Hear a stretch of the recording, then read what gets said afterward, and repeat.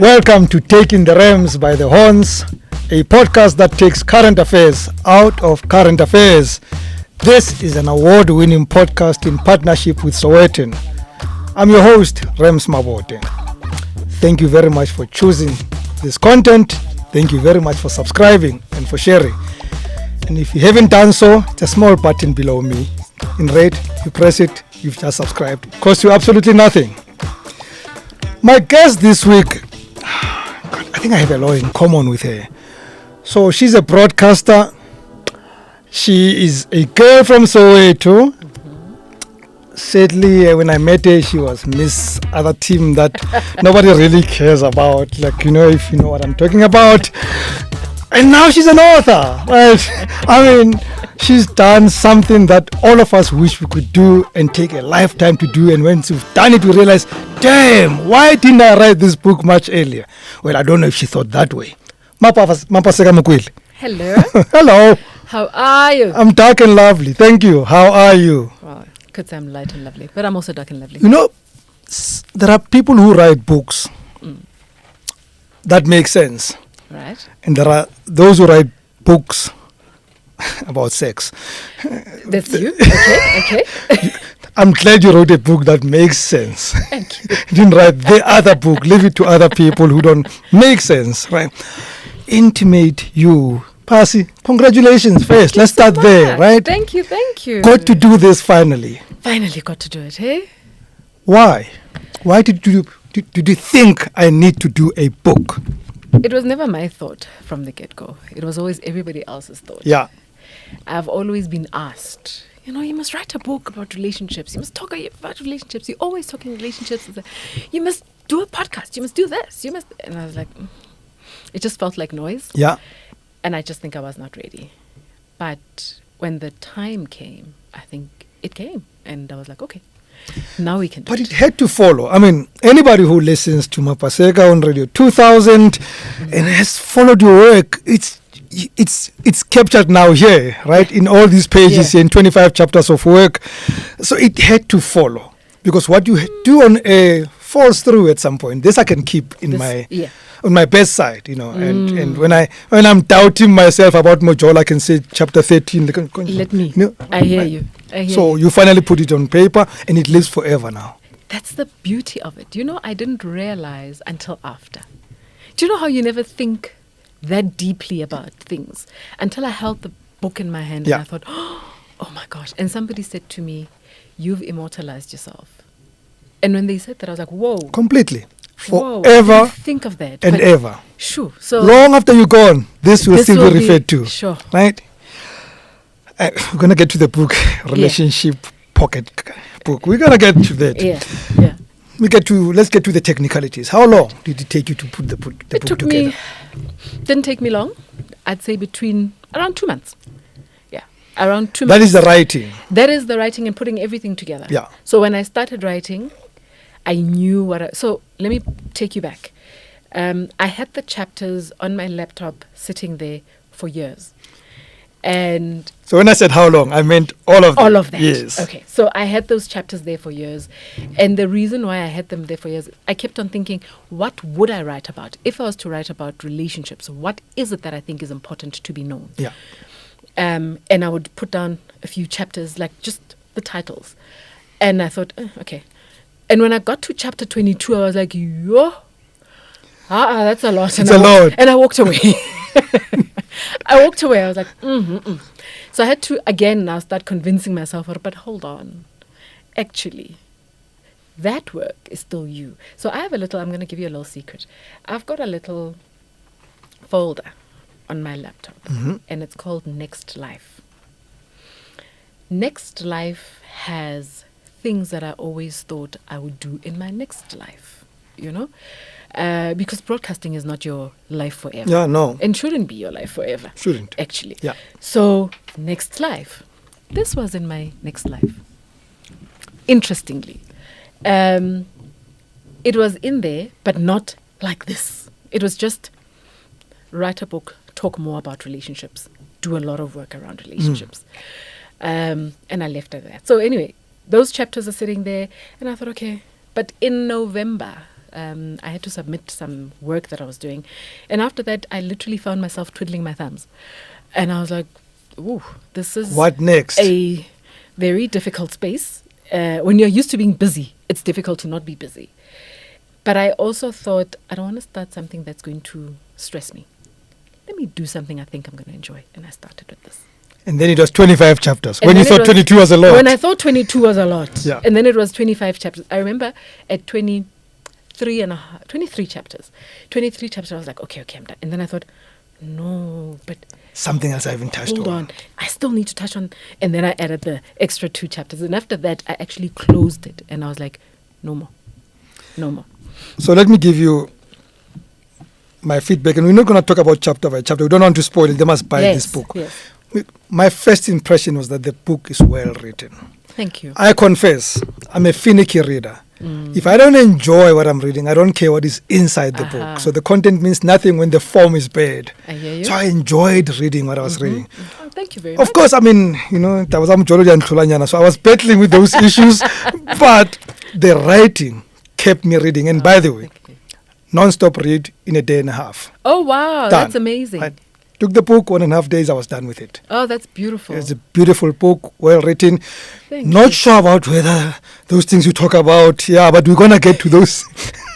We're going to get to those things. For normal people, they're okay. Who are you writing for? I'm writing for anyone that says they want to have a better life. Anyone. You want to improve relationships. And when I say relationships, I'm not necessarily talking mjolo. I'm talking relationships. Relationships. Wanting to improve the relationship, yours and your sisters, yours and friends, yours and colleagues, whatever relationship has to start with self. So the relationship with self, big for me. That's who I'm writing for. So if you are interested in taking yourself to the next level in terms of understanding yourself better and therefore being able to understand what is going on around you and not just reacting. When you don't understand yourself well, Rams, I think we tend to behave like science experiments, You throw something in there and it just blows up and you don't know what happened. And we can't live life blowing up. So we've got to know what is happening. Well, one Greek philosopher once said, know thyself. There we go. Just know Just thyself. know thyself. If you don't know There we yourself, go. it's difficult to understand Exactly. other people. Exactly. One last question before then I get into this book. There's always a temptation when people come to you and say, you must write a book, right? 9 out of 10 times they say we must write books about ourselves. Yes. Why didn't you? No. I was very, very clear from the get-go. This is not a memoir. I'm not interested in writing a memoir. And at least not yet. If I was to ever write a memoir, it will be much later. And I have my reasons why I would never write it now. There's a lot of- Hopefully not in the next life. Well, In this life. In this life. Okay. We hope. Next life, my next life is still this life. Oh, it's still in this life. Yes, Okay. it's still in this life. What must happen later, but in this life. So if I was to ever write a memoir, there's a lot of people that are upset. I also don't do well with not telling the truth, Rams. I don't do well with not telling the truth. But those are the books that sell. Those controversial ones that tell hard truths. You see, my thing is, I don't want the controversy. I just want to put out my truth. So No, but the truth can be controversial. this is the problem. This is just the problem. Now, there's a lot of people that I look at and I'm like, oh, I think the only person or the only people who would understand if I was to write a memoir and probably appreciate it, probably my husband and children. Maybe because they've lived with me and understand me better. But anybody else outside that space would be like, whoa. And that's purely because there's a book that I love, absolutely love. I read it many years ago and I keep rereading it. And there aren't a lot of books. Now we know it's not my book because you can't have read it many years ago. Well. Yours talks about other things that we will reread about. But I love the 4 Agreements. Don McGilroy's. Yeah. Absolute fave. Actually, I bought the 5th Agreement just the other day. I must check it out. I was walking through exclusive books, and I was like, oh, the 5th Agreement. And I thought, this is interesting. So I got that. But anyway, I digress. So the 4 Agreements. One of my favorite agreement, be impeccable with your word. I read that for the first time in 2006. I was gifted the book by a friend, 2006. And I held on to that. And as such, I struggled to not tell the truth. So if I'm to write a memoir, disclaimer, try not to tell the truth. I am broke because I always tell the truth to people on their faces. Like I'm hopeless, right? And I have lost favor. I don't get jobs. But it's fine. But you see, but I'm you're honest. happier. I'm honest. Also, you sleep better. Indeed. You know? Yeah. And if somebody was to wake you up at 3 o'clock in the morning and say, what is this? You'd still be able to answer it comfortably because it's the truth. You don't have to think about it. That matters for me. Let's get into Intimate You, your relationship pocketbook. Yes. 25 chapters, but in truth, you're dealing with 4 themes in this book. Yeah. Choice, honesty, intention, and awareness. Yes. So I read the book. So you read the book. I read the book. So I must tell you, I didn't realize that these spell cheer. Right? It was only at the launch. Happy says. So we're going to get to the themes because I don't want us to go through chapters because you must buy the book. Yes. Right? We're going to get to the themes. And I like the first theme, right? Because the first theme speaks about being intentional about what you choose in relationships. Yeah. And I don't want us to talk about only intimate relationships, as you said, because it's about every other relationship. But some relationships, Pasi, we don't choose. We happen into them. We get born into these relationships. Yes. You can't wish your father away or your uncle away who speaks when everyone wants him to keep quiet. How do you make these choices and make them work such that you can relate with other people? So let's break it down then. Yeah. You haven't chosen the relationship, right? You have found yourself there. Yeah. You still have the choice of how this relationship affects you, of how you show up in this relationship, of who you want to be in this relationship. That still stands with you. You still need to be honest enough with yourself to say, this is the relationship, this is where we're at. What do I require from it? What can I give it? But that honesty is not even about you being able to tell somebody else. Self. I always say this book is a mirror. It's a self-guide. It's a mirror. Yeah. You've got to be able to look at yourself in the mirror and say, okay, what is it that grinds me? And why is it that when this Ntatewaka says 1, 2, and 3, why do I react in this way? That then will take you to awareness. Are you aware of who you are, where you are at every point in your life? So that awareness also says, you've got to be aware of yourself. You've got to be aware of your surroundings. If you're aware that this guy has absolutely no clue what he's doing, why are you still getting hurt by this guy? You see, there's a lot of things that you can actually avoid stress from by just being aware, by just being intentional, by just being honest and making the choice. Interestingly, that you actually now have worked it backwards. I always work it backwards. It's so interesting. And I like that.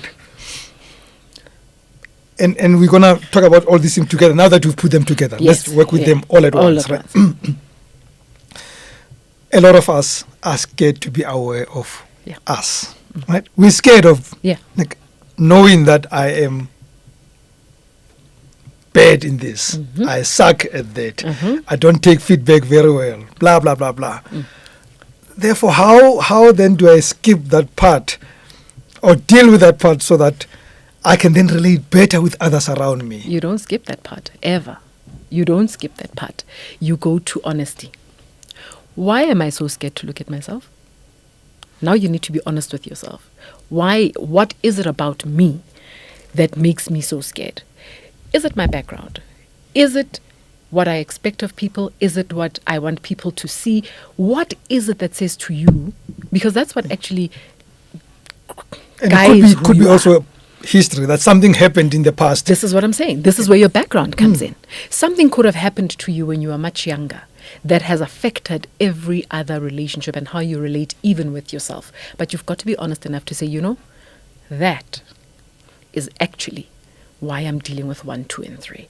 If you can't look at Rams in the picture, in the mirror, and be able to talk to Rams at all the stages, because you still need to, at some point, go back and talk to little Rams and say to little Rams, you know, you had 1, 2, 3 dreams, and this is what we've done. We've done all right. We've done okay. Well done. Well done to us. And you high-five each other. It's okay. And you need to talk to a different Rams and be able to. I still go back and have huge conversations with myself. I know the things I wanted to do, Rams, in school, for example. I know the dreams that I had, and some of them I never did achieve. I wanted to be a medical doctor for whatever reason. Your parents put it into your head. They did to us. All of them did that to us. That's because you got 80% at mathematics. But let me tell you the most parents. interesting thing. I still love medicine to date. I still read medical journals. I'm the one person who, when somebody says, oh, I'm struggling with 1, 2, and 3, I will go and read up on it. I find it interesting like that, you know. But I've also learned to say to the younger me, maybe we wouldn't have survived very well there. I know I wouldn't have. I'm squeamish. I can't stand blood. I can't stand things like I know. I'm so glad I did not follow that. See, route. I'm not squeamish. Oof. I would easily operate on a person. I would easily look. I'm that person. Not even, but I would want to sit in a room and watch things happen. I was very upset when I was having kids and they didn't want to show me. And I was like, no, I want to see everything. So my mind says, for me to understand what's happening, I need to see every single thing. I need to understand it. So, but I would have been bored. I'm a talker. I'm a communicator. And there, it's... Yeah, lab coat and work. That's it, right? Who would have been talking to the patients? It wouldn't have worked. Just would not have worked. So I know you know the nature of this podcast, because this question is in the nature of this podcast. Mm-hmm. Sticking with the theme of awareness. Yeah. Should people walk into a relationship and say, "Nagrata chalet," and that's who I am? So, you know, I have natural ain't no finance, no romance without finance. What's your intention? Remember, they don't stand alone. So when you say this, what is your intention? You're making a choice to say, this is the person I want. Now, if I come to a person who plays open cards with me,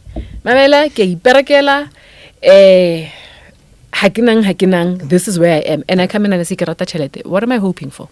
Because then it means I was not honest somewhere with self. Not with him, but with self. Because then it means at some point I thought, let me jump into the relationship first, and then I'll sort this out. If you know and you're aware that this is what you like, it may not be the greatest thing for everyone, but if it's what you want, please be honest to yourself. Then I lose out on you because I really like you, but yeah, but you know. So where does compromise come in? You see, you must be aware that you want to compromise. Then the intention for the relationship is set. I know this person does not have this one. How much does it weigh in my world? If I'm to 80-20 it, is this part of the 20 that I can let go? Or is this my... It's core. This is 80. This is right there exactly. In the 80. Yeah. And is this a non-negotiable? Because if it's a non-negotiable and you're sticking in that relationship, you're going to make yourself miserable and the next person. Why? Why are we doing that? You know it's not going to work. And it's not like this person's going to wake up and win the lotto tomorrow. The chances of us winning the lotto are... Yeah, just 1 out of 14 million. So, so if you are going to sit there and say that to this person, we na lotto because, I mean, but that's no, why are you stressing everyone? You've made the choice. Yeah. You've also then made the choice to say, I will handle whatever it comes with. So, I will handle, as long as there's money, I'm happy to be spoken to badly. I'm happy to be ill-treated. I'm happy to not be given attention. As long as I've got money. I've got a friend who used to say to me, I'd rather cry and wipe my eyes with a 200 Rand note. My friend says I'd rather frown in a limousine than smile on a bicycle. You see. Yeah. Now, choices that we make.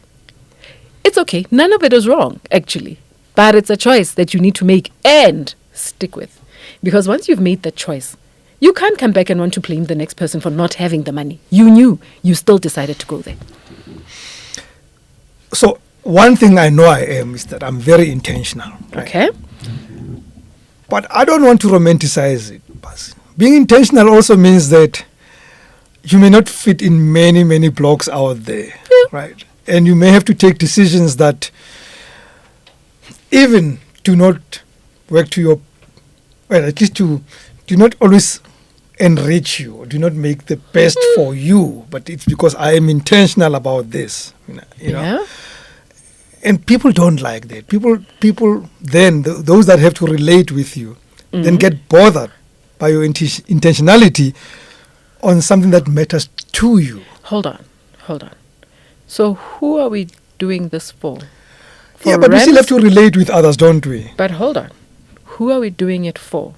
Is it not for Rams? Yeah, it is for Rams. Right. Is Rams comfortable and happy? Supposedly. What I'm saying is, if you can answer that question and say, even with this decision, I am still happy, I will stand by this decision, then it doesn't matter really that other people don't like it much. They don't have to like it much. It really isn't about them. This is where we go wrong. We personalize other people's decisions. Why? You decide to wear a red shirt today. Yeah. What if I decide today I don't like red? Okay, it's my decision to not like red. And if today I like purple, that's my purple. But when you and I relate in one way, one form or another, I'm your brother, I'm your hubby, I'm your partner, whatever I am to you, I get in somewhere. I mean, not necessarily. So, wakena, but remember, you're not going to change me and you're not going to fix me. And that's another thing about this book. We're not fixing other people. We don't go out there trying to fix people. We fix ourselves. Can I handle it? Today, I want to do 1, 2, and 3. I know it may not sit very well with Rams, but you know what? Rams likes 1, 2, and 3. Lena is separate to what I like. Am I comfortable to meet Rams halfway? I can. How far can I go without losing myself? Actually, I can go this far. That's still being intentional.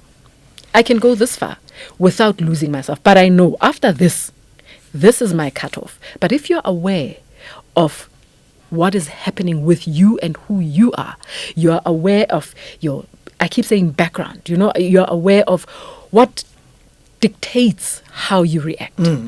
Rams, if somebody was to walk in and start screaming at you, your reaction could be to scream back or it could be to throw something, whatever the reason may be. You are judged on your reaction, not on what they did. Doesn't matter what they did. They may have walked in here and provoked you. They may have walked in here and said, "Well, Ramsey, you think." It doesn't matter.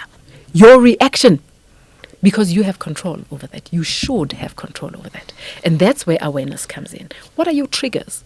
So I know that if Rams can handle, I can handle so far.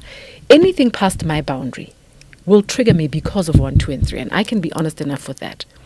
I'm then able to say to you, Rams, I know you wanted to do this. This is what I want to do. But I think we can meet each other here. Because it also does not mean you need to be rigid just because you're aware of who you are or you are intentional. You live, and you're right, we live with people. But my boundaries still stand, even when I live with people. That for me is very important. Do not step over my boundaries. And then we're good. You will have yours, I will have mine. And we are good. So I play golf. Like your dad. Like my dad and my son and my husband. Right? Now relate more to your dad because I went to country club. I don't relate to those guys that you relate to your dad. And one of the things that at least those of us who come from old school is still believing in that serenity and silence when we play this game. Nowadays we play with people who make noise, who even come with pocket speakers and stuff like that, right? Sure.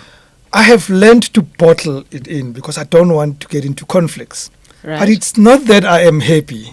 I find that I'm spending a lot of time unhappy because but I'm choosing not to get into wars. I'm choosing not to get into conflicts. And is that good? How does that help you when you're done? How do you feel when you walk away from that experience? How do you feel? Suicidal or homicidal, actually. No, mostly homicidal. Yeah.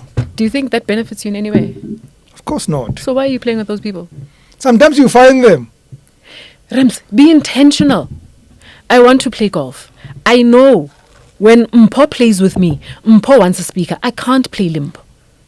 Mpo, I want to play golf and I'd love to play with you, but I have a problem with the speaker. Is it something that you can... You may find Mpo's like, oh, I thought you enjoyed it. Oh, you don't know. No problem. Switch it off. It may not even be a thing. But because you've never said anything... Mpo says to me, okay, then go play alone. Then I miss out on playing with... No, then what's wrong? Go play alone, Rams.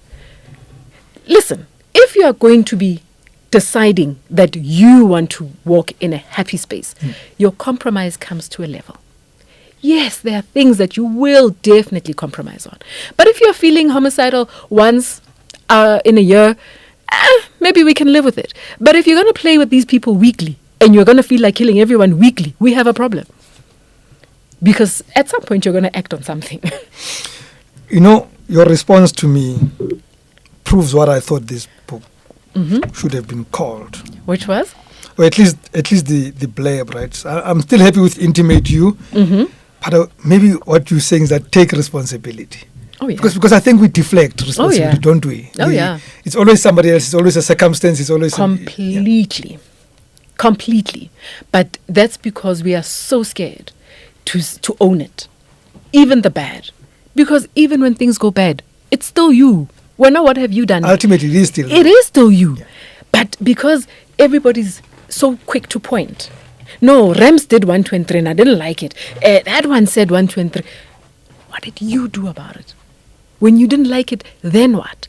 I mean, if, like I was making an example of somebody walking in here and how you react. That person could walk in here and do something to me and I could just keep quiet and just look at them.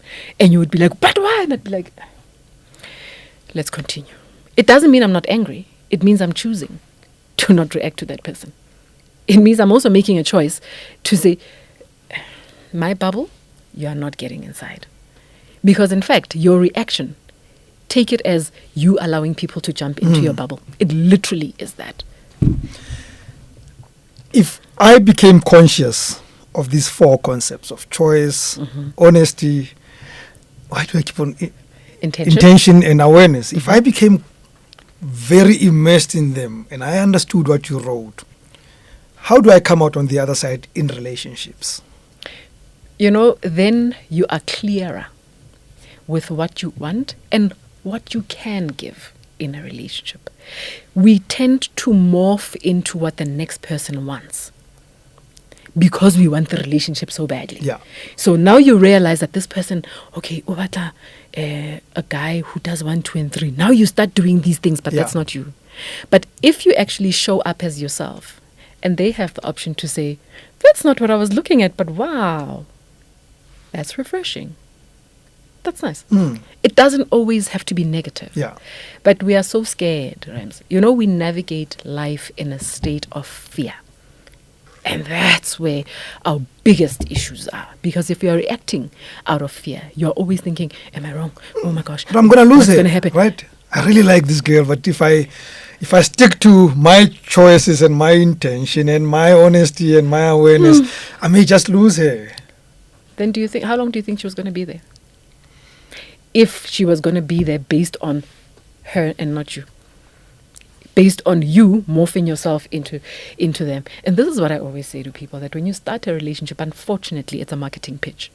It is. It's unfortunate, but that is what it is. People walk into a relationship and they say, I can do 1, 2, and 3. I am special. I can give you 1, 2. I like reading. Then you ask them, what are you currently reading? See the Bible. Like, and you're like, reading. And then you're like, not reading. And you're like, that's all. You know what I mean? And I could easily say to you, I like reading. And you say to me, oh, what are you reading? And I say, oh, no, Marna Daniel Steele. That's your reading. Love reading. Yes. But that's what I love reading. You see, that's, again, being honest with who you are. Whether you are going to judge me for that, now that would be silly. Yeah. For you to turn around and say, no. I only date people who read these type of books. Yeah. Then the problem then is outside of me, not inside. Yes. So for me, the biggest thing, can I not have the problem internal? Can it stay outside of my bubble? Can I protect what is my bubble? That's what's most important. If I can do that, getting into a relationship, and I can show you who I am comfortably and easily so, And I can comfortably say to you, oh, I like 1, 2, and 3, and you say, I love golf, and I say to you, I have never understood that thing.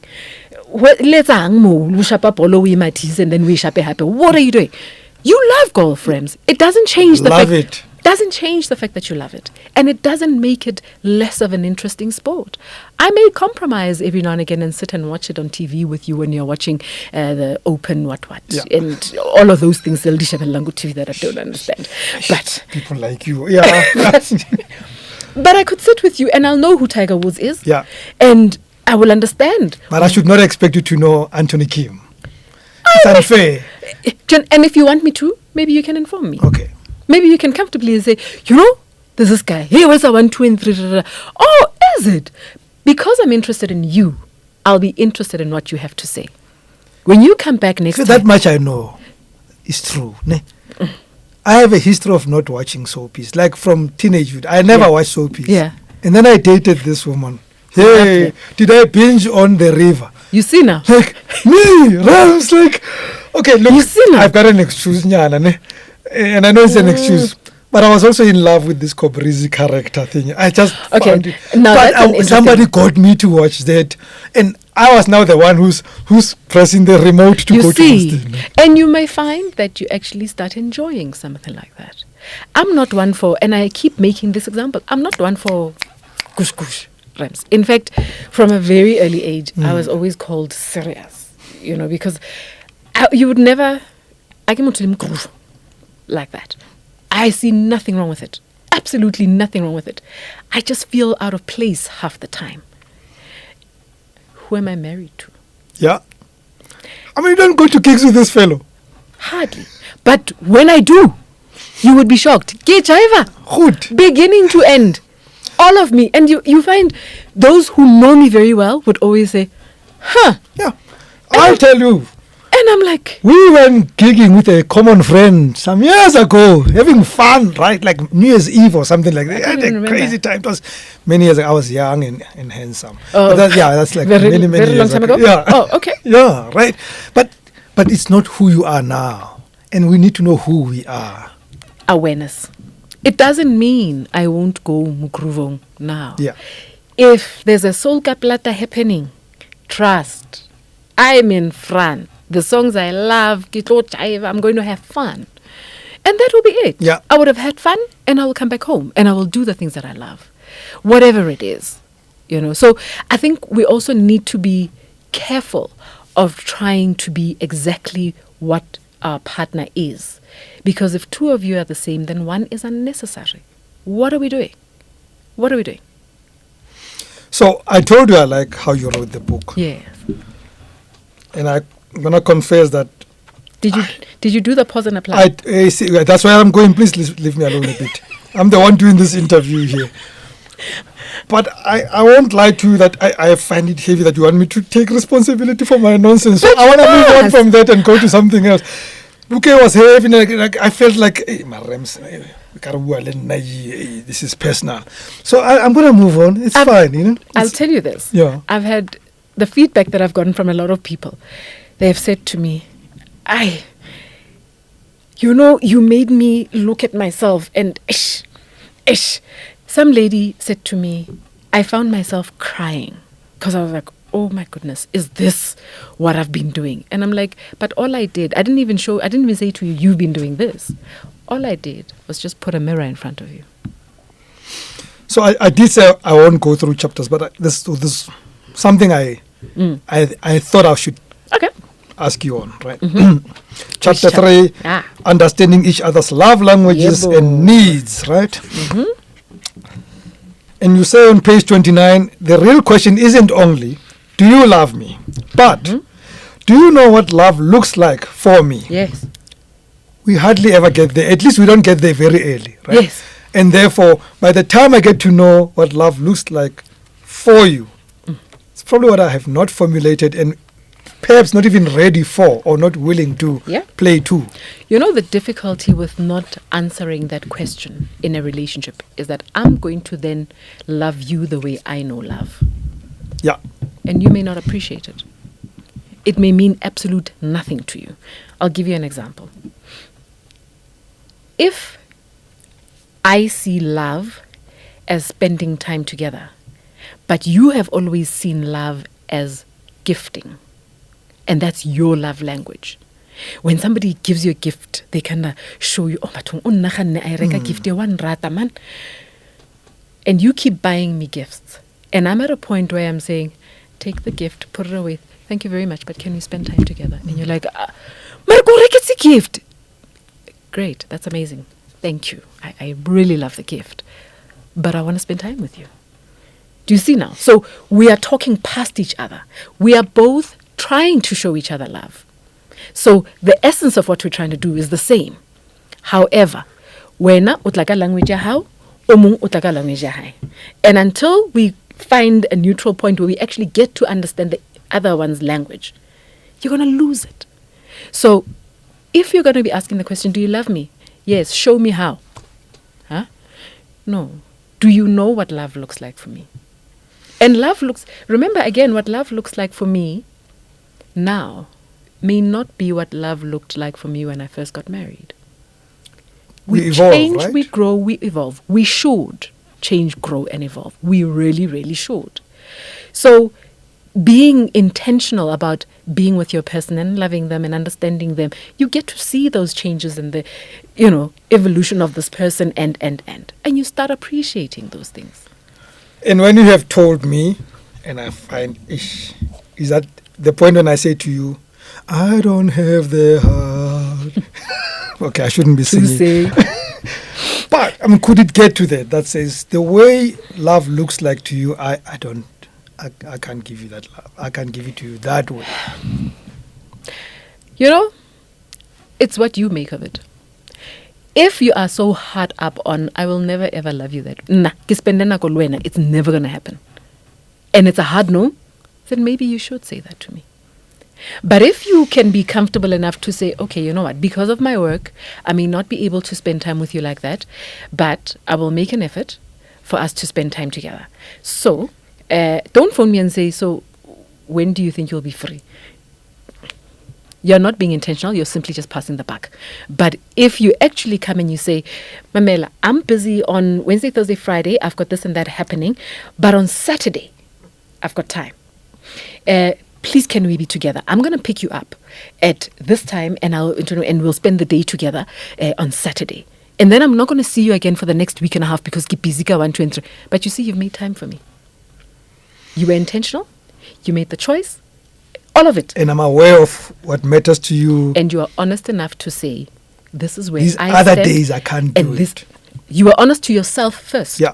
And then to the next person. So before you rudely interrupted me when I was telling you about pause and apply. Matata Bukai, what I do though love about this book, other than it being well written, is the pause and apply thing. It's a workbook. Yes. Right. I love that because I've got a friend whom you may know if you don't know him, don't know each other directly. Ndumiso Ngobo. Yes. He hates motivational stuff. Right? I love his head, by the way. Oh, he's got I don't mean the size. I meant I love. But he speaks a lot about both. Well, he's got a very follow-ups, nothing personal. Pause and apply. For me, is what everybody should walk away with this book, because you can read, but it actually makes you work, not just read. Yeah. Tell me about that. So the point for me was to say, okay, we've written this, and then what? That so what thing that always comes up? I always have that. I'm always like, okay, you've written it, so what? But how do you make sure that this person is actually doing the work? Yeah. Is to ask them questions. And if you are going to sit down and actually answer those questions, I keep saying, write ka pencil. Yes, so that tomorrow is a new answer. Yes, right? Yeah. So that as you see yourself grow, you're able to say, hey, actually, this is how I thought I would have answered this. But a year later, I look back and my goodness, I've grown. You can actually gauge your progress on that. That pause and apply for me was a point of stopping and saying, sure. So it's a different way of internalizing the book. This is not a textbook. You're not going to read it and be tested on, so what does this say? No. But that pause and apply will help it stay in your head. Has this made you a better person in relating to others? I think Home and away. I think it has, even for me. Mm. Because I think a lot of things, Rams, we may know them, but until it's out there or you put it out there, we might not practice as well. Yeah. So what I I've like noticed, that. It's almost like you're saying, I'm putting it out there, then I have to live then it. I must live it, Yeah. you know, and I have to make. So for Although me, disclaimer, I don't live what I wrote. I actually thought that was. But No, we don't go there. yeah. It's okay. But for me, that was the biggest thing with it. That I read it and I was like, huh, this is interesting. Even understanding what my children need from me as a mother. You know, because you have your own ideas of, as a mother, this is the type of mother I am.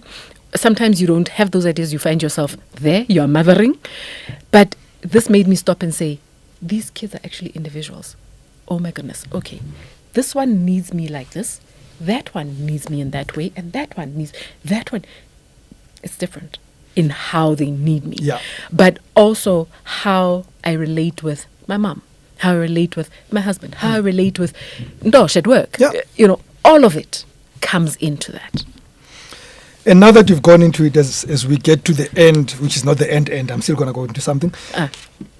So people who write, whether they're writing motivational books or they're writing fiction or whatever else they write. I don't think this is a motivational book, by the way. No. And I know it's a different book altogether. But I'm just saying. And 9 out of 10 times we get asked, is this biographical? I've been asked that question. Mm-hmm. You asked me that question when you interviewed me. I right? needed to know. You did. Is this biographical? No. It's not a memoir. It's not a biography. It's not.